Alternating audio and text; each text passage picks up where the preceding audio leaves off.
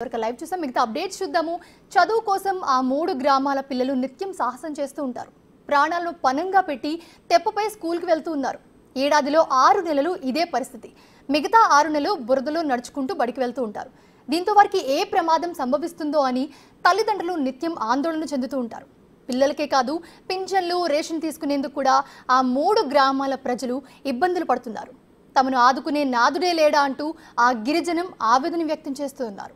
అయితే ఇంతకీ గిరిజనుల వ్యధేంటి? ఆ గ్రామాలు ఎక్కడున్నాయి? మీరే చూడండి.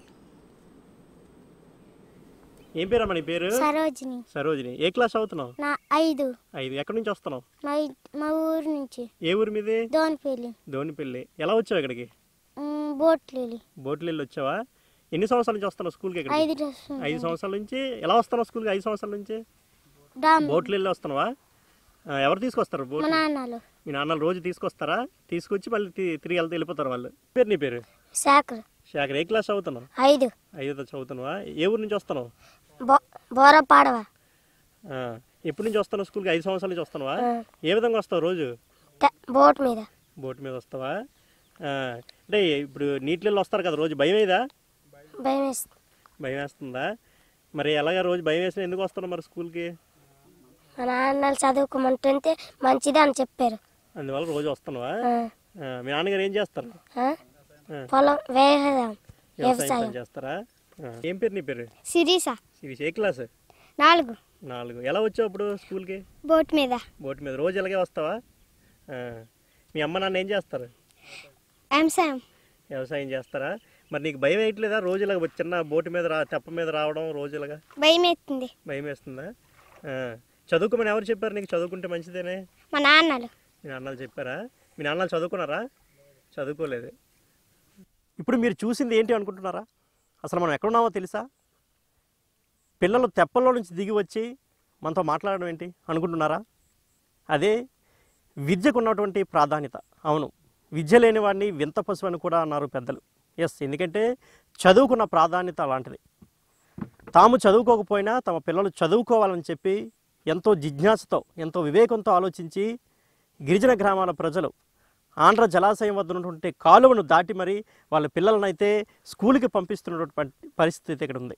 రోజు ఏదైతే మనం చూస్తున్నామో థర్మాకోల్ షీట్లతో తయారు చేసినటువంటి ఈ తెప్పల ద్వారా పిల్లలైతే స్కూల్కి వస్తున్న పరిస్థితి చూడొచ్చు. మనం థర్మాకోల్ షీట్ ఇక్కడ మనం చూడొచ్చు.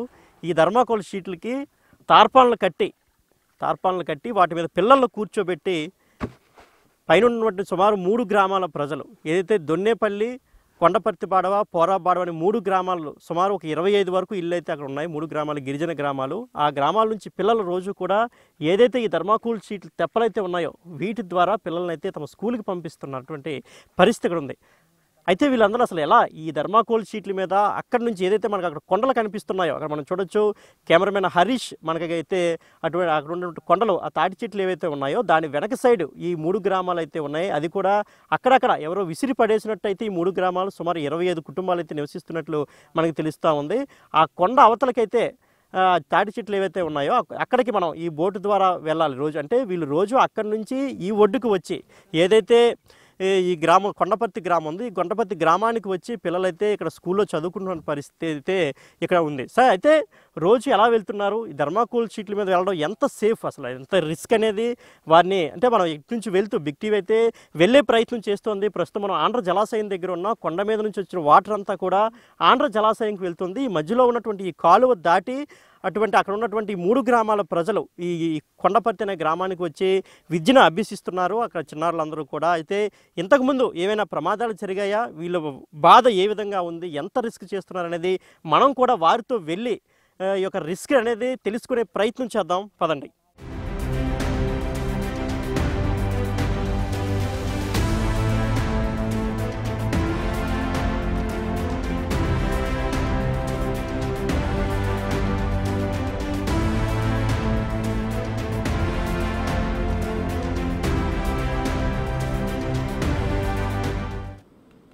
ఉమ్మడి విజయనగరం జిల్లా మోంటాడు మండలం పోరబడవ, దన్నేపల్లి, కొండపర్తి, బడవ గ్రామాల ప్రజలు కనీస సదుపాయాలు లేక అనేక ఇబ్బందులు ఎదుర్కొంటున్నారు. అక్కడ ఏం కొనాలన్నా, ఏం తినాలన్నా, పిల్లలు స్కూల్కి వెళ్ళాలన్నా కూడా ఆంధ్ర జలాశయం వాగు దాటి వెళ్లాల్సిందే అందరూ కూడా.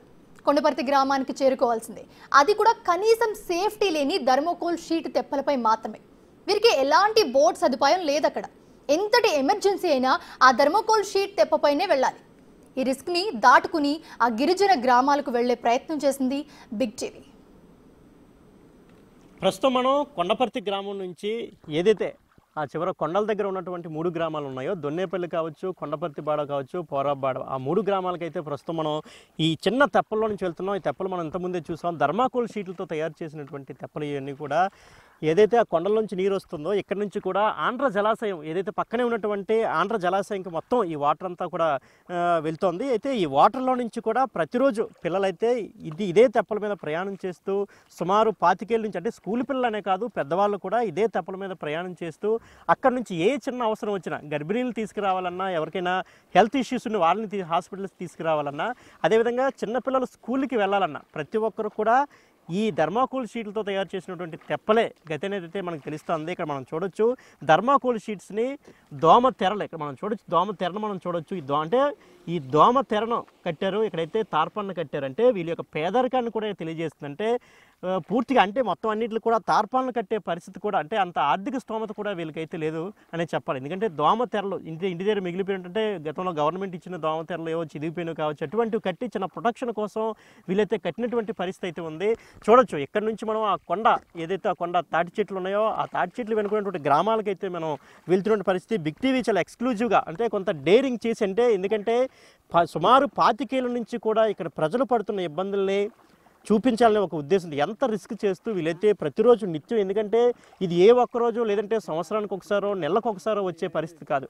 నిత్యం ప్రతిరోజు కూడా ఈ నీటి ద్వారా ప్రయాణం చేస్తూ ఈ తెప్పల్లోనే ప్రయాణం చేస్తూ రావాల్సిన పరిస్థితి. ఇప్పుడు మనం కూర్చున్నదైతే రెండు థర్మాకోల్, అంటే మొత్తం 4 థర్మాకోల్ షీట్లు, ఒక ఆయన అంటే మా కెమెరామెన్ హరీష్ కూర్చున్నదైతే ఈ బ్లూ కలర్ ఉన్నటువంటి థర్మాకోల్ షీట్లు ఆయన కూర్చున్నాడు. నేను ఈ దోమతెర కట్టినటువంటి దాంట్లో కూర్చున్నాను. అందులో 2 థర్మాకోల్ షీట్లు ఉన్నాయి. ఇందులో 2 అంటే ఇది కూడా పూర్తి థర్మాకోల్ షీట్ కాదు, 2 ముక్కల్ని వీళ్ళు ఈ యొక్క తాళ్ళు ఏవైతే ఉన్నాయో ఈ తాళ్ళతో కట్టి అటాచ్ చేసి వాటిని దోమతెరలు చుట్టి కొంత అంటే వాళ్ళకు ఉన్నటువంటి దీని స్తోమత ప్రకారం కూడా తయారు చేసిన ఎలాగైనా, ఎందుకంటే పిల్లల్ని ముఖ్యంగా చిన్న పిల్లల్ని ఎలాగైనా చదివించాలి. ఎందుకంటే పెద్దవాళ్ళ అవసరాల మేరకు, ఏదో ఇంట్లో అవసరాల మేరకు, హెల్త్ ఇష్యూస్ మేరకు వెళ్ళాల్సిన పరిస్థితులు మనం ఎన్నో చూసాం. ఎందుకంటే గిరిజన గ్రామాలు, అటు అరకు, పాడేరు గిరిజన గ్రామాలు కావచ్చు, అదేవిధంగా ఎస్కోట వైపు ఉన్నటువంటి గిరిజన గ్రామాలు కావచ్చు, సాలూరు వైపు ఉన్న గిరిజన గ్రామాలు చూసాం. అదేవిధంగా ప్రస్తుతం మనం మెంటాడ మండలం కొండపర్తికి అవతల, కొండపర్తి గ్రామానికి అవతల ఉన్నటువంటి 3 గ్రామాల ప్రజలకు అవస్థ చూసేందుకు ఈరోజు బిగ్ టీవీ అయితే ముందుకైతే వచ్చింది.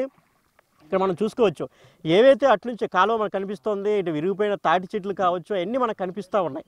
సో అట్నుంచి అటు ఆ చివరిన మనకి ఏవైతే కొండలు కనిపిస్తున్నాయో ఆ కొండల నుంచి మొత్తం ఈ వాటర్ అంతా కూడా, అంటే వర్షాల ద్వారా, ఎందుకంటే ప్రస్తుతం మన వర్షాకాలం సీజను, వాటర్ ఇంకా ఎక్కువ వర్షాలు, కొండలపై ఎక్కువ వర్షాలు ఉంటాయి, మనందరికీ తెలిసిన విషయం అది.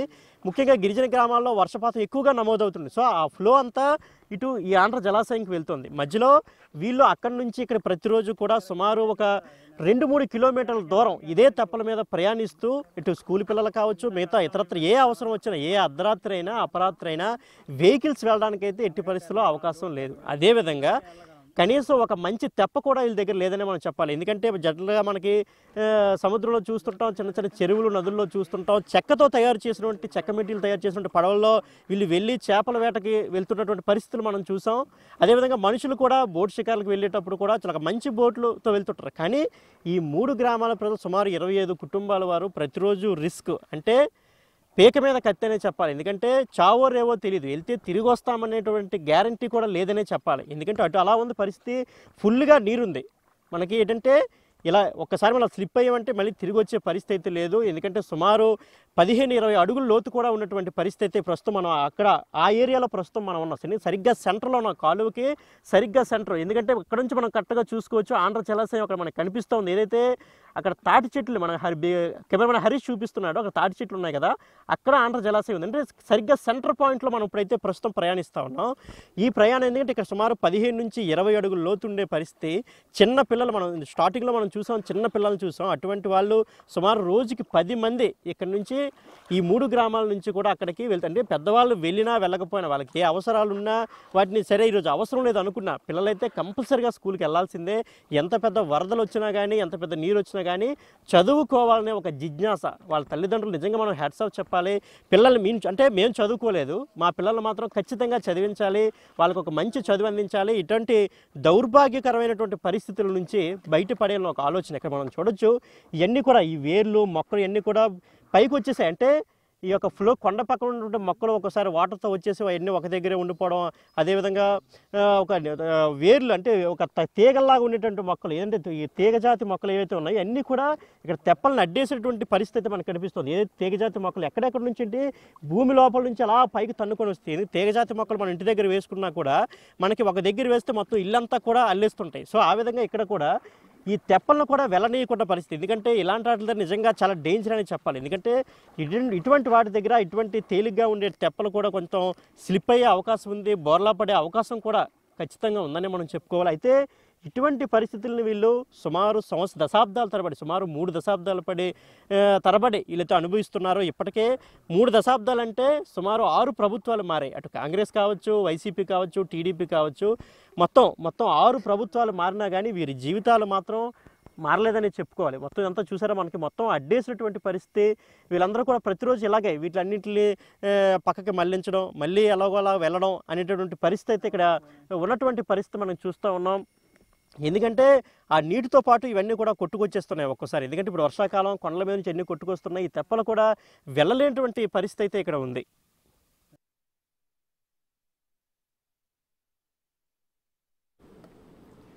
థర్మోకోల్ షీట్ తెప్ప దిగిన తర్వాత ఆ మారుమూల గిరిజన ప్రజలకు గ్రామాలు చేరాలంటే మాత్రం మళ్ళీ ప్రయాసపడాల్సిందే. ఆ గ్రామాలకు కనీసం మట్టి రోడ్డు కూడా లేదంటే అతిశయోక్తి కాదు. ఆ కొండల్లోనే ముళ్ళులు తుప్పలు దాటి వెళ్లాల్సిందే. నడకదారంటూ ప్రత్యేకంగా ఏం లేదు అక్కడ. ఎటు వెళ్తే అదే దారి అన్నట్లు ఉంది అక్కడ దుస్థితి. ఇంతవరకు మనము కొండపర్తి గ్రామం నుంచి కాలువ మీదుగా తెప్ప ద్వారా మనైతే ఏదైతే ఈ గిరిజన గ్రామాలు 3 గ్రామాలు ఉన్నాయో ఆ గ్రామాల వద్దకు అయితే వచ్చాం. సో అయితే ప్రస్తుతం మనం ఇంకా తెప్ప దిగిన తర్వాత గ్రామాలకు వెళ్ళే దారిలోనే ఇంకా ఉన్నాం. పూర్తిగా ఇంకా మనం గ్రామాల దగ్గరికి వెళ్ళలేదు. అయితే ఎందుకు ఈ విషయాన్ని పాయింట్అవుట్ చేస్తుంటే తెప్పలో రావడం, తెప్పలో వెళ్ళడం అనేది ఒక రిస్క్. అయితే అక్కడ నుంచి మళ్ళా గ్రామాలకు చేరుకోవడం ఎంత కష్టం అనేది తెలియజేయడానికి ప్రస్తుతం అయితే నేను ఇక్కడ ఉన్నాను. ఇది చూడొచ్చు మనం మొత్తం అంతా కూడా బురదమయం అయిపోయినటువంటి రోడ్డు అయితే మనకు కనిపిస్తూ ఉంది. మొత్తం అంతా ఎటు చూసినా చెట్టు చేమ అయితే మనకు కనిపిస్తూ ఉంది. సరైన రోడ్డు అంటే తెప్ప దిగిన తర్వాత వాళ్ళ గ్రామాలకు కానీ వాళ్ళ ఇళ్ళకి కానీ చేరుకోవడానికి సరైన రోడ్డు సదుపాయం కూడా వీళ్ళకైతే లేదని చెప్పాలి. ఎందుకంటే మనం నడుస్తుండగానే మనకే చాలా స్పష్టంగా విజువల్స్లో మీకు కనిపిస్తూ ఉంది ఎంత కష్టంగా ఉంది. నడవడానికి కూడా దారి లేనటువంటి పరిస్థితి అయితే ఉంది. వర్షం పడితే మరింత అధ్వానంగా ఈ యొక్క చిన్న దారి మరింత అధ్వానంగా మారిపోతుంది. సో ఇలాంటి ఎటు చూసినా అంటే ఏ టైంలో ఏ పాము వస్తుందో, ఏ పురుగు కరుస్తుందో, తేలు కావచ్చు, చెర్రి కావచ్చు, ఇటువంటి ఏమేమి కరిసి హానికరమైనటువంటి పురుగులు ఏమైనా కానీ ఉన్నా కానీ ఎటువంటిది మరి ఇంకా తిరిగి చూడాల్సిన అవసరం లేదు. ఆ మనిషి ఇంకా మరణం అంచుల్లోకి వెళ్లాల్సిందే ఖచ్చితంగా చెప్పాలి. ఎందుకంటే కనీసం నడవడానికి కూడా సరైన దారి లేదు. అంటే ఇంతవరకు తెప్ప మీద నుంచి వచ్చిన తర్వాత ఓకే మామూలుగా రోడ్డు ఉంటుంది, పక్కనే విలేజెస్ ఉంటాయి, వెళ్ళొచ్చని అనుకున్నాను. కానీ ఒకసారి రోడ్డు మనం చూడొచ్చు, మనం సరిగా వెళ్ళడానికి కూడా అవకాశం లేదు. అంటే మనం కూడా తొందరగా వెళ్తే ఖచ్చితంగా పడిపోయే పరిస్థితి ఇక్కడ ఉంది. మొత్తం అంతా కూడా బురద. ఇక మనం చూసుకోవచ్చు, ఎక్కడ చూసినా బురద. ఎందుకంటే ఇటీవల కాలంలో వర్షం పడడం మొత్తం అంతా కూడా బురదమయంగా మారినటువంటి పరిస్థితి చూడొచ్చు.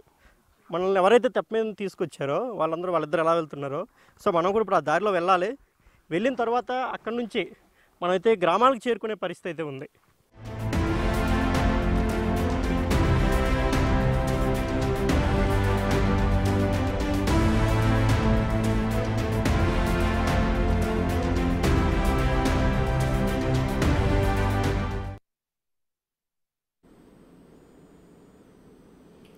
మూడు గ్రామాల్లో కలిపి మొత్తం 26 కుటుంబాలు ఇక్కడ నివసిస్తూ ఉన్నాయి.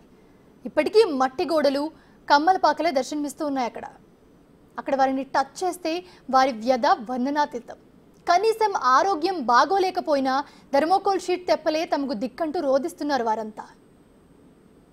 కొండపర్తి గ్రామం నుంచి కాలువ తెప్పల మీద నుంచి కాలువ దాటుకొని ముళ్ళకంచెల రహదారి దాటుకొని ప్రస్తుతం మనం పోరాబాడో గ్రామం వచ్చాం. ఆ గ్రామంలో పరిస్థితి ఎలా ఉందో చూసే ప్రయత్నం చేస్తుంది బిగ్ టీవీ. ఇక్కడ చూడొచ్చు వారి యొక్క జీవన స్థితిగతులు మనం చూడొచ్చు ఎలా ఉందో. చిన్న చిన్న పూరిపాకలు వేసుకొని కోడి పిల్లలు పెంచుకుంటూ, అదేవిధంగా అటు గంటెలు ఇటువంటి గింజలు ఏదైతే ఉంటాయో అవన్నీ అంటే వ్యవసాయం చేసుకుంటూ వారైతే జీవనాధారాన్ని అయితే గడుపుతున్నట్లు మనకి స్పష్టంగా తెలుస్తోంది. ఎందుకంటే ఈ యొక్క గుడిసెలు చూస్తుంటేనే, మొత్తం ఈ గ్రామంలో ఉన్నటువంటి గుడిసెలను చూస్తుంటేనే మనకు అర్థమవుతుంది వారి యొక్క జీవన స్థితిగతులు ఏంటి, వారి యొక్క ఆర్థిక పరిస్థితి ఏంటి.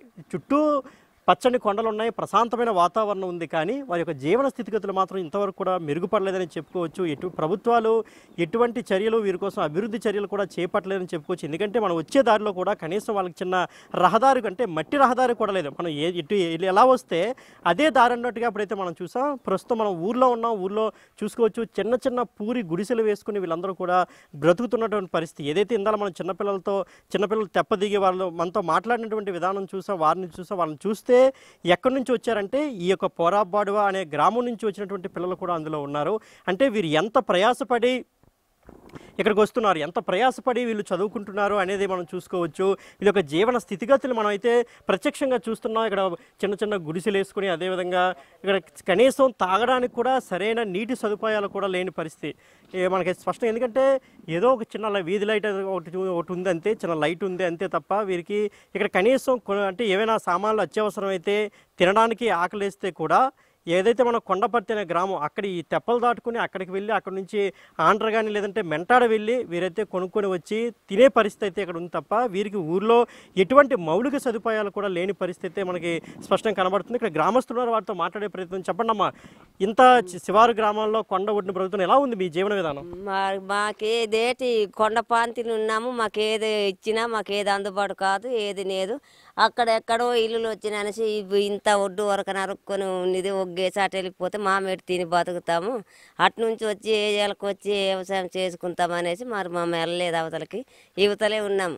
గవర్నమెంట్ ఎంచుకొని మాకేదో ఇక్కడ కొంపలు ఇస్తే బాధనేది, లేకపోతే ఏదైనా ఏదని ఏ పురుగు గుడిసెలు ఏవో రొడ్డో ఏదో నరికి గుడిసెలు కట్టుకొని ఉంటాం. ఇప్పుడు తెప్పలు దాటి మీరైతే వెళ్తున్నారు ఇక్కడ నుంచి అక్కడికి, సో మరి భయం వేయట్లేదా మీకు? మరి భయం అంతే మరి. అలాగే మరి వెళ్ళకపోతే సామాన్లు తెచ్చుకోవడానికి దేనికి ఏది ఉండదు. ఎలాగోనాగా అవతలకి దాటి వెళ్ళి ఆ సామాన్లు తెచ్చుకుంటేనే ఇక్కడ ఏదో వండుకొని తింటాం, లేకపోతే వాళ్ళకు ఉండడమే. మీరు చెప్పండి, ఇక్కడ చూస్తే కనీసం మౌలిక సదుపాయాలు లేదు, ఎలా జీవిస్తున్నారు అసలు మీరు ఇక్కడ? జీవించడానికి అసలు అవకాశమే లేదు. మేము బయటికి వెళ్ళాలంటే రహదారి చాలా కష్టం అవుతుంది. మళ్ళీ ఇంకోటి చదువుకోవడానికి పిల్లలు వెళ్ళడానికి కూడా కష్టం. మేము వెళ్ళకపోతే పిల్లలు వెళ్ళరు, మేము అటు నుంచి తీసుకురావడానికైనా మేము వెళ్ళకపోతే మరి రారు. అది చాలా ఇబ్బందిగా ఉంటుంది. మాకు ఈ రోడ్డు సౌకర్యం లేదు, ఒక కరెంట్ సౌకర్యం ఒకవేళ వచ్చిందంటే ఒక రోజు పోయిందంటే 10 రోజులు రావట్లేదు. ప్రతి దానికి ఇబ్బంది అవుతుంది. ఏదైనా ఆరోగ్యం బాగోలేకపోతే ఏంటి అలాంటప్పుడు ఎటువంటి బాగాలేనప్పుడు డామ్ మీద వెళ్ళి తెప్ప ఉంటుంది కదా, ధర్మకోల్ చీటి, దాని మీదే తీసుకెళ్ళాలి. ఒక ప్రెగ్నెంట్ అమ్మాయినా మామూలుగా జ్వరం వచ్చిన దానికైనా దేనికైనా ఈ విషయంలోనైనా ఆ తెప్ప మీదే తీసుకెళ్ళాలి. లేకపోతే గడ్డ వచ్చినా ఇబ్బందే, డామ్ వచ్చినా ఇబ్బందే, మాకు ఏదానికి ఇబ్బందే. దేనికి అసలు లేదంటే ఇంకా ఇలా ఒక దారి ఉంది, అందులో వెళ్ళి నడుచుకుంటూ ఆంధ్ర వెళ్ళాలి. ఇక్కడ వ్యవసాయం అంటే ఏమేమి పండిస్తారు మీరు? వ్యవసాయం అంటే గంటెలు, సోళ్ళు, ఉలవలు, పెసలు, అప్రాలు, మినుములు ఇవే పండిస్తాము. అంతకు మించి మాకు ఊరి పండదు, మాకు నీరు రావడానికి ఇబ్బంది. అది అంటే ఇది పరిస్థితి. అంటే వీళ్ళకి ఇక్కడ కొండల మీద నుంచి నీరు వచ్చి కాలువలో వెళ్తుంది తప్ప ఇక్కడ ఎక్కడా కూడా నిలబడే పరిస్థితి అయితే నీరు లేదు. దానికి తగ్గట్టు ప్రభుత్వం కూడా చర్యలు తీసుకోలేదు. సరైన బోర్లు కూడా వేసుకునే వెసులుబాటు లేదు, అంత స్తోమత కూడా లేదు. ఎందుకంటే తాగడానికి నీరు కూడా సరిగా లేని పరిస్థితి, ఇంకా పంట పొలాలకి బోర్లు వేసే పరిస్థితి కూడా లేదు. అయితే ప్రస్తుతం మనం పోరాబాడు గ్రామంలో ఉన్నాం, పక్కనే మళ్ళీ ఇంకొక 2 గ్రామాలు ఉన్నాయి. 2 గ్రామాలకు కూడా వెళ్దాం, అక్కడ పరిస్థితి ఏ విధంగా కూడా ఉందో చూసే ప్రయత్నం చేద్దాం. తాము చదువుకోకపోయినా తమ పిల్లల జీవితాలైనా బాగుండాలని ఆలోచిస్తూనే రిస్క్ చేసి రిస్క్ అని తెలిసినా కూడా పిల్లలను థర్మోకోల్ షీట్ తెప్పలపై బడికి పంపిస్తూ ఉన్నామని గ్రామస్తులు చెప్తున్నారు. అక్కడ ప్రజాప్రతినిధులు సైతం ఎన్నికల సమయంలో ఆ టైంలో వచ్చి మాట్లాడతారే తప్ప వేరే సమయంలో తమ వద్దకు వచ్చిన పాపాన పోలేదని వాళ్ళంతా చెప్తూ ఉన్నారు. తాగడానికి సరైన నీరు కూడా దొరకడం లేదని బిగ్ టీవీతో తమ గోడు వెళ్ళబోసుకున్నారు వారంతా. అయితే ఎన్ని సంవత్సరాల నుంచి బాధపడుతున్నారు? వీళ్ళు ఏమైనా ప్రభుత్వానికి అర్జీలు ఏమైనా పెట్టుకున్నారా? దీనికి సమస్యకి పరిష్కారం ఏదైనా ఎవరైనా చూపించే ప్రయత్నం ఇప్పటివరకు ఏమైనా జరిగిందనేది ప్రస్తుతం మన తెప్పైతే ఎవరైతే నడుపుతున్నారో, మనల్ని ఎవరైతే ఆ గ్రామాలకు తీసుకెళ్తున్నారో, ఎవరైతే రోజు ఇటు స్కూల్ పిల్లలు కావచ్చు, లేకపోతే మిగతా గ్రామస్తుల్ని తీసుకెళ్ళి ఈ యొక్క వాళ్ళకి సహాయం చేసే ప్రయత్నం చేస్తున్నారో వాళ్ళు మనతో ఉన్నారు, వాళ్ళతో మాట్లాడే ప్రయత్నం చేద్దాం. చెప్పండి, ఎన్ని సంవత్సరాల నుంచి మీకు ఈ బాధ ఉంది, ఈ సమస్య ఉంది? ఈ సమస్య అంటే డాము అదే రిజర్వర్ ఎప్పటికైతే కట్టారో అప్పటి నుంచి ఈ సమస్య మాకు ఉంది. నాకు తెలిసినప్పటి నుండి అయితే నేను 30 సంవత్సరాలు పెట్టి నాకు తెలుసు. అంతకు ముందు మా పితరుల నుంచి కూడా ఈ సమస్య ఉంది. వర్షం పడినా కానీ ఇబ్బంది, డాము వచ్చినా కానీ ఇబ్బంది. మాకు ఎటువంటి ఆర్థిక సహాయం ఎవరు ఇప్పటికీ మాకు చేయలేదు. వరకు ఎవరైనా చనిపోవడం జరిగిందా ఇందులో పడే అంటే సుమారు 10 సంవత్సరాల క్రితం ఒక అతను అదే మార్కెట్కి వెళ్ళి వస్తుండగా ఒక అతను చనిపోయాడు. తర్వాత ఒక అబ్బాయి స్కూల్కి వెళ్తున్నాడని తల్లిదండ్రులు నిర్లక్ష్యం ద్వారా ఒక అబ్బాయి చనిపోయాడు సుమారు 10 సంవత్సరాల క్రితం. ఎవరికి గర్భిణీ స్త్రీలు కానీ ఆరోగ్య పరిస్థితి ఎవరికి బాగాలేకపోయినా కానీ ఈ ధర్మకోల్ సీట్ల ద్వారా వెళ్ళవలసి వస్తుంది. అంటే ఇంతవరకు మీరు ఇప్పుడు గతంలో రాజన్న ద్వారా మంత్రిగా ఉన్నారు, ఇప్పుడు గుమ్మడి సంజయ్ అనే మంత్రి గారు వాళ్ళ దృష్టి తీసుకెళ్లే ప్రయత్నం చేశారా? ఇంతకుముందు అదే రాజేందర్ గారు ఉండేటప్పుడు అతని దృష్టికి తీసుకెళ్ళాం, కానీ ఎవరు మాకు ఎటువంటి సహాయం చేయలేదు. ఇప్పుడు మరి కొత్తగా సంజయ్ రాణి గారు ఉన్నారు, మరి దృష్టికి ఇంకా తీసుకెళ్ళలేదు. తెలుసు, వాళ్ళకు కూడా తెలుసు, కానీ ఎవరు మమ్మల్ని పట్టించుకోలేదు. అసలు ఎటువంటి ఆర్థిక సహాయం కూడా మాకు ఎటువంటి రహదారి సహాయం కానీ స్కూల్ పిల్లలకి ప్రతిరోజు తీసుకెళ్ళడానికి మాకు ఇబ్బందిగా ఉంటుంది. భయం, మా ప్రాణాలు గుప్పెట్లో పెట్టుకొని తీసుకెళ్ళవలసి వస్తుంది. ఇప్పుడు మంచి ఒక పడవ కూడా ఇచ్చే ప్రయత్నం చేయలేదా రాజకీయ నాయకులు ఎవరు కానీ, అధికారులు కానీ? ఎవరు కూడా సహాయం చేయలేదు. ఏమైనా పొరపాటున మాకు ఏదైనా సదుపాయం, రోడ్డు సదుపాయం కానీ లేదా బోర్డు సహాయం చేయండి అంతే. మీ ఊరికి బ్రిడ్జ్ వేయాలా అని అడుగుతున్నారు. లేదంటే మీ ఊరు యువతలకి ఊరుంది కదా, మీకు ఊరు ఇల్లులు వచ్చాయి అని అంటున్నారు. ఇల్లులు వచ్చాయి నిజమే. ఎవరు వైసీపీలో ఇల్లులు శాంక్షన్ అయ్యాయి. స్థలాలు శాంక్షన్ అయితే సరిపోదా? మేము పేదవారం ఎలా కట్టుకుంటాం? కట్టేసి ఇచ్చారా? పోనీ కట్టేసి ఇవ్వలేదు. కట్టేసి ఇవ్వకుండా మీకు ఇల్లులు వచ్చాయి, మీ అవతలకి కనీసం వాటర్ గురించి అడిగాము. వాటర్ ట్యాంక్ కావాలి మాకు, వాటర్ చాలా ఇబ్బంది. కరెంట్ ఇచ్చారు, హ్యాండ్ల బోర్ తీశారు. మాకు వాటర్ బాగా ఉండాలి, మాకు నడవడానికి రోడ్డు సదుపాయం ఉండాలి అని చెప్పాము. మీకు రాదు, మీకు యువతల ఊరుంది, మీకు యువతల ఇల్లులు ఇచ్చారు కదా అని అడుగుతున్నారు ఎవరిని అడిగినా. అంటే ఎక్కడ, ఏ ఊర్లో ఇచ్చారు మీకు ఇల్లులు? మాకు కొండపర్తిలో మాకు ఇల్లు స్థలాలు ఇచ్చారు, కానీ ఇల్లులు కట్టుకునే స్తోమత మాకు లేదు. పోనీ వాళ్ళు కట్టేసి ఇచ్చినా మాకు పర్వాలేదు, మేము అవతల ఉండడానికి మేము రెడీగా ఉన్నాం. అంటే ఇప్పుడు అంటే మీకు ఇటు సైడ్ కొండపర్తి వైపు గ్రామాల్లో మీకు ఇళ్ళ స్థలాలు ఇచ్చినా అటుపక్క ఉండడానికి కారణం అంటే మీ జీవనాధారం అంతా అటు సైడ్ ఉందా? వ్యవసాయం అది మాకు యువతర ఉండడానికి కారణం మాకు జీవన ఆధారం అంతా ఇటువైపే ఉంది. మాకు కొండపోళ్ళు, బంజరు భూములు అలాంటివి మేము సాగు చేసుకొని వ్యవసాయం చేసుకుంటున్నాము. అందువలన మాకు యువతలు రావడానికి అవటం లేదు. ఒకవేళ ఇల్లులు కట్టినట్లుగా అయితే పిల్లల భవిష్యత్తు గురించి ఆలోచించి వస్తే యువతల వచ్చి ఉండాలంతే. అంటే అనేక సంవత్సరాలుగా అంటే ఇప్పుడు మనతో ఆయన మాట్లాడి చెప్పేది ఏంటంటే తాను పుట్టి 30 సంవత్సరాలు అయింది, అప్పటి నుంచి ఈ సమస్య అయితే ఉంది. అంతకుముందు కూడా ఈ సమస్య తీవ్రంగా ఉంది, మా పెద్దవాళ్ళ నుంచి కూడా ఈ సమస్య ఉంది. ఇప్పటివరకు ప్రభుత్వాల మారిన అధికారుల మారిన అయితే ఇంతవరకు ఎవరు పట్టించుకునేటువంటి పరిస్థితి అయితే ఉంది. దాంతోపాటు ఇళ్ల స్థలాలు అంటే కొండపర్తి ఏదైతే ఈ కాలువకు అవతల ఉన్నటువంటి కొండపర్తి గ్రామం ఉందో, మనం ఇప్పుడైతే ఎక్కడి నుంచి అయితే బయలుదేరామో ఆ కొండపర్తి గ్రామంలో ఇళ్ల స్థలాలు ఇచ్చినా కానీ ఇల్లు కట్టుకునే స్తోమత మాకు లేదు. అండ్ దాంతోపాటు ఏదైతే అటుపక్క ఉన్నటువంటి 3 గ్రామాలు దొన్నేపల్లి కావచ్చు, కొండపర్తి బాడు కావచ్చు, అదేవిధంగా పోరాబాడు కావచ్చు, ఈ 3 గ్రామాల్లో మాకు సంబంధించిన వ్యవసాయం కావచ్చు, మా జీవనాధారం అంతా ఇక్కడే ఉంది. అటు సైడ్ వెళ్తే మాకు జీవనాధారం ఎక్కడ ఉంటుంది? ఎందుకంటే ఇప్పటికే ప్రభుత్వాలు మమ్మల్ని పట్టించుకోవట్లేదు, రాజకీయ నాయకులు కానీ అధికారులు కానీ ఎవరు కూడా మా గూడు వెళ్ళబుచ్చుకోవట్లేదు. అక్కడికి వెళ్ళిన తర్వాత మా పరిస్థితి ఎలా ఉంటుంది? అందువల్లనే కష్టమైన నష్టమైన ఇక్కడే ఉంటున్నామని అయితే ప్రస్తుతానికి మనకి తెప్పతో నడుపుతున్న వ్యక్తి అయితే మనతో చెప్తున్నారు. అయితే కాసేపట్లో మనం గ్రామాన్ని చేరుకోబోతున్నాం. గ్రామంకి వెళ్ళిన తర్వాత అక్కడ ఎటువంటి పరిస్థితులు ఉన్నాయో ఒకసారి చూసే ప్రయత్నం చేద్దాం. మనం ఇంతవరకు కూడా పోరాబాడు గ్రామాన్ని చూసాం, అక్కడ పరిస్థితులు చూసాం, జీవన విధానాలు కూడా చూసాం. ప్రస్తుతం మనం దొన్నేపల్లి అనే గ్రామంలో ఉన్నాం. ఇక్కడ పరిస్థితి ఏదా ఉంది ఎందుకంటే కొండపర్తి గ్రామం నుంచి అక్కడ నుంచి కాలువ దాటి తెప్పల నుంచి వచ్చిన తర్వాత అక్కడ సుమారు 3 గ్రామాలు ఉన్నాయని చెప్పుకున్నాం. అందులో భాగంగా ఇంకో గ్రామానికి మనం అయితే ప్రస్తుతం రావడం జరిగింది. సో ఇక్కడ పరిస్థితి ఏ విధంగా మనం చూసుకున్నట్లయితే సేమ్ ఏదైతే ఆ ఊర్లో పరిస్థితి మనం చూసామో ప్రస్తుతం పోరాబాడు గ్రామంలో పరిస్థితి చూసాం. ప్రస్తుతం కూడా సేమ్ అదే పరిస్థితి.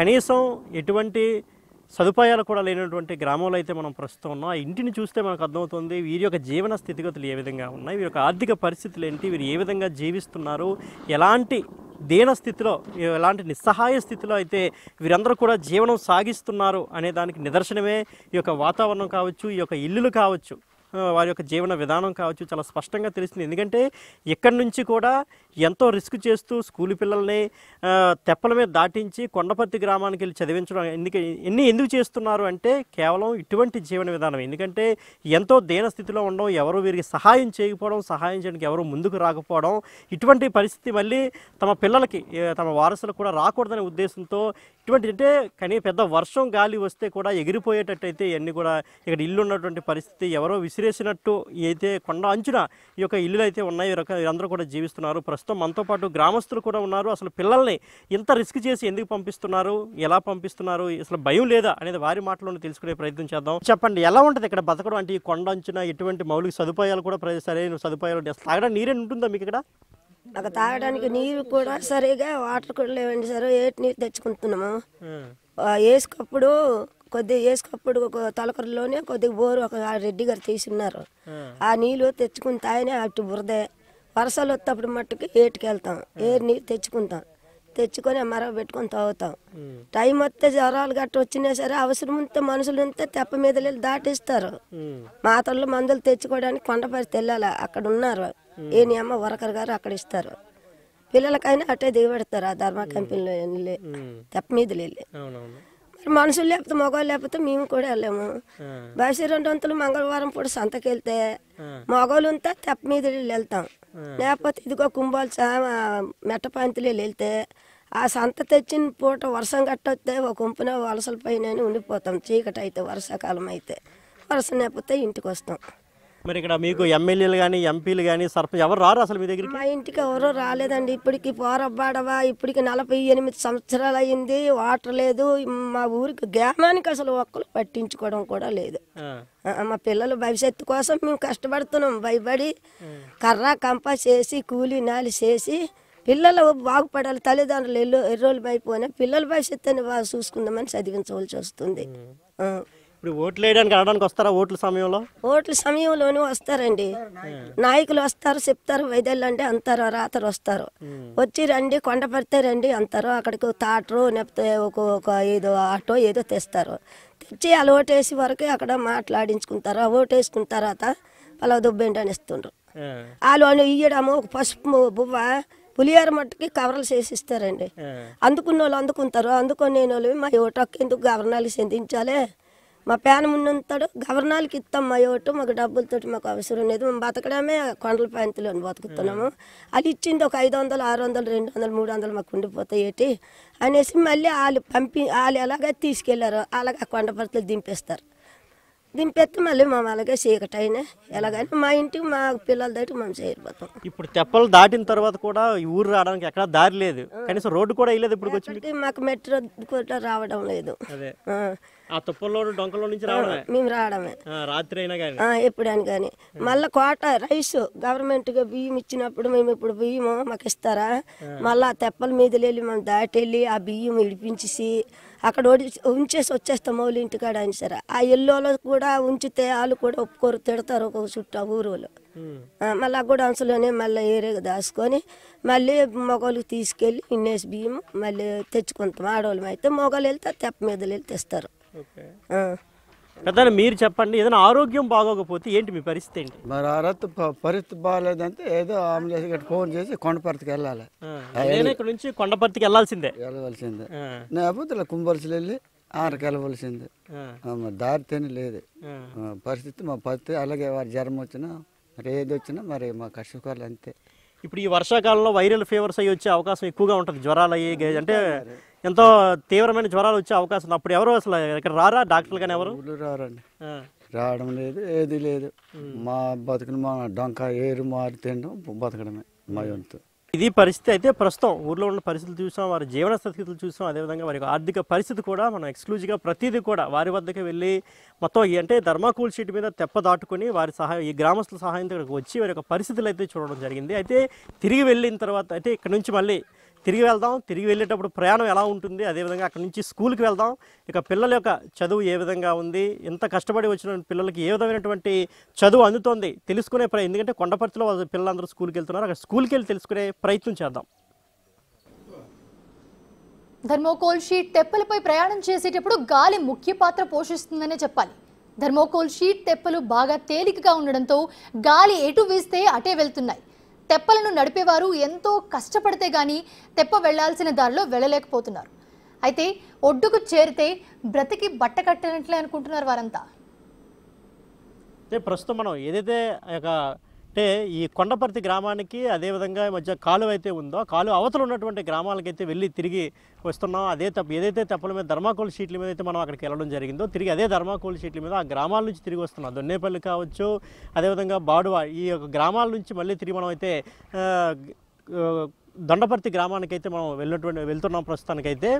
అయితే మనం చూడొచ్చు ఇక్కడ గాలి ఏ విధంగా వీస్తుందో మనం చూడొచ్చు. గాలి అనేది ఎంత ప్రభావం చూపుతుందో, ఎందుకంటే ఆయన ఎంతో కష్టపడుతున్నారో ఒక పక్క నుంచి దాన్ని జాగ్రత్తగా తీసుకెళ్దామని, కానీ గాలి ప్రభావానికి పూర్తిగా ఆయన మాట అయితే వినట్లేదు. ఎందుకంటే థర్మాకోల్ షీట్ అనేది చాలా తేలిగ్గా ఉంటుంది కాబట్టి తొందరగా గాలి యొక్క వేగానికి అది తనకు నచ్చిన దిశలో, అంటే గాలి ఏ దిశలో వెళ్తుందో ఈ యొక్క థర్మాకోల్ షీట్ తెప్ప ఏదైతే ఉందో అది కూడా అదే దిశలో వెళ్తుంది తప్ప తెప్పను నడుపుతున్నటువంటి వ్యక్తి ఎంత కష్టపడినా కానీ తను అనుకున్నట్టయితే మాత్రం నడపలేదు. ఎందుకంటే ఇంతకుముందే వాళ్ళు చెప్పడం జరిగింది, చాలా ప్రమాదకరమైనటువంటి ప్రయాణం, ముఖ్యంగా గాలి వేస్తే మాత్రం అది మరింత ప్రమాదంగా మారే అవకాశం ఉందని కూడా చెప్పడం జరిగింది. ఎందుకంటే మనం చూస్తున్నాం గాలి ఇక్కడ వాటర్ని చూడొచ్చు, గాలి ఎంత ఫోర్స్లో వస్తుంది అనేది ఇక్కడ వాటర్ని చూస్తే మనకు తెలుస్తుంది. అంటే గాలి ఎంత ఫోర్స్లో వీస్తుంది అనేది వాటర్ ప్రవాహాన్ని బట్టి మనం చెప్పొచ్చు. ఎందుకంటే ఈ యొక్క స్పీడ్గా వీస్తున్నటువంటి గాలి చాలా ప్రమాదకరం. కానీ బిగ్ టీవీ ఎక్స్క్లూజివ్గా మనకి ఎందుకు ఇంత రిస్క్ చేసింది అంటే అటు నుంచి ఇటు నుంచి వెళ్ళినటువంటి ప్రజలు అటుపక్క వెళ్తున్నారు, అటు నుంచి ఇటుపక్క వస్తున్నారంటే అందరికి కారణం కేవలం ఈ తెప్పల మీదే వస్తున్నారు తప్ప వేరే అవకాశం వాళ్ళకి లేదు, వేరే దారి కూడా వాళ్ళకి లేదు, మామూలుగా వెళ్ళే దారి కూడా వాళ్ళకి లేదు. అదేవిధంగా ఇక్కడ ఏదో వంతెనలో లేదంటే బ్రిడ్జ్లో లేదంటే ప్రయాణం సాఫీగా సాగడానికి వారికి ఎటువంటి బోట్లు కూడా ప్రభుత్వం కానీ ఇతర అధికారులు కానీ వారికి అయితే సదుపాయాలు కల్పించలేనటువంటి పరిస్థితి ఉంది. సో ఇటువంటి పరిస్థితుల్లో ఏదో అంటే అక్కడ ఉన్నటువంటి పరిస్థితులు మనం చూపించడానికి ప్రజలకు చూపించాలి, బయట ప్రపంచానికి తెలియాలి. ఎందుకంటే అటువంటి మారుమూల గిరిజన గ్రామాల్లో నివసిస్తున్నటువంటి ప్రజలు, జీవితాన్ని గడుపుతున్నటువంటి ప్రజలు ఏ విధంగా జీవిస్తున్నారో చూపించడానికి అయితే బిగ్ టీవీ ఒక ప్రయత్నం చేసింది, ఒక రిస్క్తో కూడుకున్నటువంటి ఒక ప్రయత్నం అయితే చేసింది. అయితే చేస్తూ తిరుగు ప్రయాణం మనం అవుతున్నాం. తిరుగు ప్రయాణం అవుతుంటే గాలి ఏ విధంగా వీస్తుందో ఒక చెట్లు మనం చూడొచ్చు. అక్కడ చెట్లు చూస్తే తెలుస్తుంది గాలి ఎంత వేగంగా వీస్తోందో. ఆ చెట్లను చూస్తే మనకు తెలుస్తుంది, చెట్లు ఏ విధంగా ఊగుతున్నాయో ఆ చెట్లను చూస్తే మనకు తెలుస్తుంది. ఎందుకంటే ఈ యొక్క తెప్పలు ఎక్కడైతే ఏ తెప్పల్లో అయితే మనం ఉన్నా ఆ తెప్పలు కూడా ఇప్పుడు ప్రస్తుతం కదలలేని పరిస్థితి. ఎందుకంటే గాలి ఆంధ్ర జలాశయం అటువైపు ఉంది, ఆంధ్ర జలాశయం వెళ్తున్నటువంటి దిశలో గాలి అయితే వేస్తుంది. కానీ మనం వెళ్ళాల్సింది ఈ యొక్క కొండపర్తి గ్రామం ఏదైతే ఉందో ఆ ఒడ్డుకి మనం చేరుకోవాలి. సో గాలి తిన్నగా అంటే ఆంధ్ర జలాశయం వరకు గాలి వేయడం, ఈ థర్మాకోల్ షీట్ల యొక్క తెప్పలు అటువైపే ప్రయాణం చేస్తున్నాయి. ఎందుకంటే మనం ముందే చెప్పాం, గాలి ప్రవాహం ఎటు వేస్తే థర్మాకోల్ షీట్లు తేలిక కావడం వల్ల అటువైపే వెళ్తాయి తప్ప ఇక దీన్ని ఎవరైతే ముందుకు తీసుకెళ్తున్నారో వాళ్ళు చెప్పిన మాట ఇది వినట్లేదు. చూడొచ్చు ఆయన ఎంత కష్టపడుతున్నాడో దాన్ని తీసుకెళ్ళడానికి. తన రెక్కలు అంటే తన శరీరాన్ని రెక్కలు కష్టంలా మనం చెప్పవచ్చు. ఎందుకంటే ఎంతో కష్టపడుతున్నాడు ఆయన. ఎంత కష్టపడినా కానీ తను అనుకున్న దిశలో తీసుకెళ్ళడానికి అయితే మాత్రం చాలా తీవ్రంగా శ్రమిస్తున్నాడని చెప్పుకోవచ్చు. ఎందుకంటే గాలి ప్రభావం అంతగా ఉంది. సో అంటే మనమనే కాదు, ఎవరు ప్రయాణించినా కానీ ఇందులో నేననో లేకపోతే ఆయననో లేకపోతే వేరొకరనే కాదు, ఎవరు ప్రయాణించినా నిత్యం ప్రయాణిస్తున్న ముఖ్యంగా చిన్నపిల్లలు సుమారు 10 మంది చిన్నపిల్లలు అయితే రోజు ఇదే తెప్పల మీద అయితే వెళ్తున్నారు, వస్తున్నారు. తమ చదువు కోసం, తమ విద్య కోసం ఎంతో కష్టపడుతున్న పరిస్థితి. కానీ ఇటువంటి పరిస్థితులు ఎదురైతే నిజంగా ఈ గాలి ఇంకా బీభత్సంగా గాలి వేసిన ఒక సునామీలా పెద్ద గాలి వచ్చినట్లయితే, ఎందుకంటే మనం చూసాం అటు ఖమ్మం ప్రాంతంలో చూసాం సుమారు 500 చెట్లు అక్కడ ఖమ్మంలో ములుగు ప్రాంతంలో చెట్లు విరిగి పడిపోయినటువంటి, అంటే ఎంత పెద్ద గాలి వేస్తే సుమారు ఒక ములుగు ప్రాంతంలో, ఎందుకంటే అదంతా అటవీ ప్రాంతం, ఆ ప్రాంతం సమ్మక్క సారలమ్మ ఉండే ఏరియా అదంతా కూడా, ఆ ఏరియాలో సుమారు సుమారు 500 చెట్లు పడిపోయాయి అంటే ఎంత గాలి వేసి, మరి అటువంటి గాలి ఇక్కడ కూడా వేస్తే ఈ యొక్క కొండపర్తి ప్రాంతం యొక్క ఆంధ్ర జలాశయం ఉన్నటువంటి ఈ యొక్క మెంటాడ ప్రాంతంలో కూడా అటువంటి గాలి వస్తే ఈ యొక్క తెప్పల మీద వెళ్ళే వారి పరిస్థితి ఏ విధంగా ఉంటుందో మనందరం కూడా ఒకసారి అర్థం చేసుకోవాలి. ప్రజాప్రతినిధులు, అధికారులు కూడా ఒకసారి దృష్టి సారించాలని అయితే బిగ్ టీవీ కోరుకుంటుంది. ఎందుకంటే ఇదంతా ప్రజల ప్రాణాలతో చెలగాటమని చెప్పుకోవాలి. నిజంగా ప్రభుత్వాలు వారి యొక్క 3 గ్రామాల ప్రజలతో చెలగాటం ఆడుతున్నాయని మనం చెప్పుకోవాలి. ఎందుకంటే ఈ యొక్క ప్రభుత్వాన్ని విమర్శించడమో ఏదో ఈ యొక్క ప్రభుత్వాన్ని పొగడడం ఇక్కడ కాదు. ఎందుకంటే మనం ప్రస్తుతం ఏంటంటే మనం ఇటు నుంచి వెళ్ళాం, అటు నుంచి వస్తున్నాం, అక్కడ ప్రజల యొక్క జీవన స్థితిగతులు చూసాం, ప్రయాణాన్ని చూసాం, ఏ విధంగా వెళ్తున్నామో, అదేవిధంగా పిల్లలు స్కూల్కి వెళ్తున్న పిల్లలు చూసాం, వారి యొక్క మాటలు కూడా విన్నాం, వారు ఎందుకు వెళ్తున్నారో వారి యొక్క ఉద్దేశం ఏంటో కూడా తెలియజేశారు. కాబట్టి ప్రభుత్వాలు ఒకసారి దృష్టి పెట్టాలి. అయితే ఇక్కడ నుంచి వెళ్ళిన తర్వాత ప్రస్తుతం మనం ఒడ్డుకు చేరుకునేటటువంటి అంటే కొంత దగ్గరలో మనం ఉన్నాం కాబట్టి తర్వాత స్కూల్కి వెళ్దాం. అక్కడే వాళ్ళు ఏ విధంగా వాళ్ళ విద్య ఏ విధంగా ఉంది, టీచర్స్ ఏ విధంగా అంటే ఎంత ప్రయాసపడి చదువుకోవడానికి వస్తున్న వారి పట్ల టీచర్స్ ఏ విధంగా ఫీల్ అవుతున్నారు అనేది అక్కడికి వెళ్ళి తెలుసుకునే ప్రయత్నం చేద్దాం. తెప్ప దిగిన తరువాత స్కూల్కి వెళ్లాల్సిన విద్యార్థులు, ఇతర పనులపై వెళ్లే వాళ్ళు కొండపర్తి గ్రామానికి చేరుకోవాలంటే మరలా సుమారు 3 కిలోమీటర్ల మేర నడవాల్సిందే. స్కూల్కి వెళ్లే పిల్లలపై అక్కడి ఉపాధ్యాయులు ప్రత్యేక శ్రద్ధ వహిస్తున్నామని చెప్తున్నారు. పిల్లల ప్రయాస చూసి తమకు కూడా జాలేస్తుందని అంటున్నారు వాళ్ళంతా. కొండపర్తి మండల పరిషత్ ప్రాథమిక పాఠశాల దగ్గర ఉన్నాం. ఎందుకంటే దొన్నేపల్లి, కొండపర్తి బాడువ, పురా బాడువ ఈ 3 గ్రామాల యొక్క విద్యార్థులు ఎక్కడైతే చదువుతున్నారో ఆ స్కూల్ దగ్గర ఉన్నాం. ప్రస్తుతం మనతో పాటు స్కూల్ ఉపాధ్యాయులు కూడా మనతో ఉన్నారు. వారితో మాట్లాడే ప్రయత్నం చేద్దాం. మేష చెప్పండి, అంత దూరం నుంచి శ్రమపడి ధర్మాకుల తెప్పల మీద వచ్చి పిల్లలందరూ కూడా చదువుకుంటారు, ఎలా అనిపిస్తుంది మీకు ఇది చూస్తుంటే? చాలా బాధగా ఉంది సార్. ఇది ఇర్రెగ్యులారిటీ కూడా చాలా తక్కువ సార్. అంటే ఎండాకాలం అయితే రెగ్యులర్గా వస్తారు, కానీ వర్షాకాలం మాత్రం చాలా ఇబ్బందిగా ఉంది సార్. కానీ అక్కడి నుండి మాకు దాదాపు 10 మంది పిల్లలు రావాల్సి ఉంది. ఆ అటెండెన్స్ కూడా బాగా ఇర్రెగ్యులారిటీ. ఇలా వరదలు గట్టు వస్తే వాళ్ళు తెప్పలు దాటుకొని ఎవరో సహాయం ద్వారా తల్లిదండ్రులు లేకపోతే ఎవరో సహాయం ద్వారా వస్తారు. మళ్ళీ ఆ తల్లిదండ్రులు కూడా ఈవినింగ్ వీళ్ళు 3:30 వరకు కూడా ఇక్కడ సెటిల్ దగ్గర కానీ ఎక్కడో ఈ ఊర్లో కానీ వెయిట్ చేస్తారు. మళ్ళీ వీళ్ళు రిటర్న్ తీసుకెళ్ళాలి. వాళ్ళు అంతవరకు వెయిట్ చేస్తారు కదా. వీళ్ళతో పాటు వాళ్ళ తల్లిదండ్రులు కూడా ఇక్కడ సఫర్ అవుతున్నారు. కాబట్టి ఈ పిల్లలు చదువుకోవాలని ఉంది, కానీ మళ్ళీ ఆ యొక్క డాము ఆటంకం వల్ల రాలేకపోతున్నారు, రోజు కూడా రాలేకపోతున్నారు. ఈ వర్షాకాలం అయితే మీరు వీళ్ళు స్కూల్కి రావడం కూడా చాలా ఇబ్బందిగా ఉంది సార్. అంటే మీ నుంచి ఎవరికైనా ఇనిషియేషన్ తీసుకొని మీరు ఎవరికైనా ఫిర్యాదు చేయడం జరిగిందా, పిల్లలకి ఏమైనా వస్తువులు కల్పించమని? ఫిర్యాదు అంటే ఇలాగే రాజకీయ నాయకులకు చెప్పడం జరిగింది.